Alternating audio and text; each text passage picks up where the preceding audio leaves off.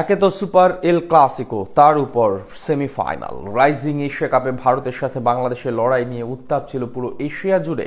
দুই দলের ম্যাচে লড়াই হয়েছেও হাড্ডাহাড্ডি। সূর্যবংশীদের বিপক্ষে আকবর আলীরা পাল্লা দিয়েছে সমানে সমান। ম্যাচেও ছিল একাধিক বিশেষ ঘটনা, সেই সব এক করে এবং ফলাফল নিয়ে বিস্তারিত জানবো রিপোর্ট। রাইজিং এশিয়া কাপে এ গ্রুপের চ্যাম্পিয়ন হয়ে সেমিফাইনালে উঠেছিল বাংলাদেশ। অন্যদিকে বি গ্রুপের রানার্স আপ ছিল ভারত।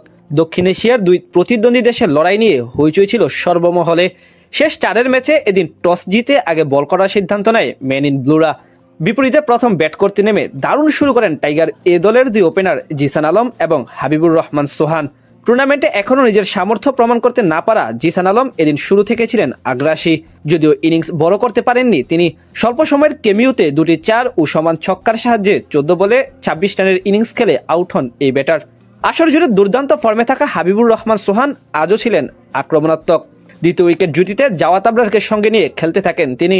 ধীরগতির আবরার অবশ্য বেশি পথ পাড়ি দিতে পারেননি। 19 বলে 13 রান করে তিনি আউট হন রামানদীপ সিং এর শিকার বনে। মাঝে দ্রুত সময়ের ভিতরে আউট হয়ে বিদায় নেন অধিনায়ক আকবর আলী এবং প্রমোশন পাওয়া আবু হায়দার রনি। তবে এক প্রান্ত আগলে রেখে অর্ধশতক তুলে নেন হাবিবুর রহমান।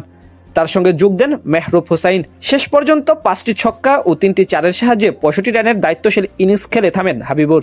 মাঝে 1 রান করে অঙ্কন বিদায় নিল মেহরুব হুসাইন এবং ইয়াসির আলী রাব্বি মিলে ফিনিশিং এর দায়িত্ব বুঝে নেন।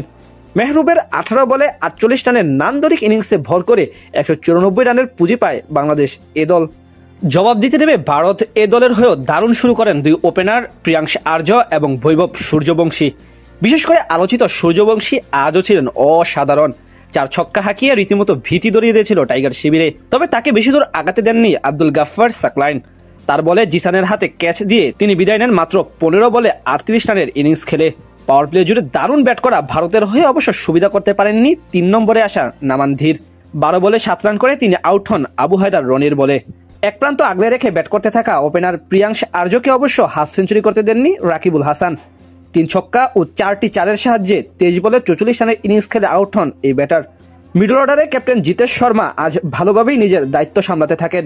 23 বলে 33 রানের কার্যকরী ইনিংস খেলে আউট হন তিনি। 4 উইকেট হারানো ভারত এ দলের হাল ধরেন নেহাল ওয়েদ্দারা। শেষ 2 ওভারে জয়ের জন্য দরকার ছিল 21 রান। সেখানে 19তম ওভারে মাত্র 5 রান দিয়ে 17 রান করা রামানদীপকে আউট করে যান রিপন মন্ডল। শেষ ওভারে ভারতের জয়ের জন্য দরকার ছিল 16 রান, কিন্তু রাকিবুল হাসানের বলে ক্যাচ মিস ও রান আউট মিস করলে ম্যাচ গড়ায় সুপার ওভারে ব্যাট করতে নেমে রিপন মন্ডলের প্রথম 2 বলে 2 উইকেট হারিয়ে কোনো রানই করতে পারেনি ভারত। ফলে বাংলাদেশের লক্ষ্য দাঁড়ায় কেবল 1 রান। সেখানে জবাব দিতে নেমে প্রথম বলে রাব্বি আউট হলে পুনরায় বিপদে পড়ে যায় বাংলাদেশ।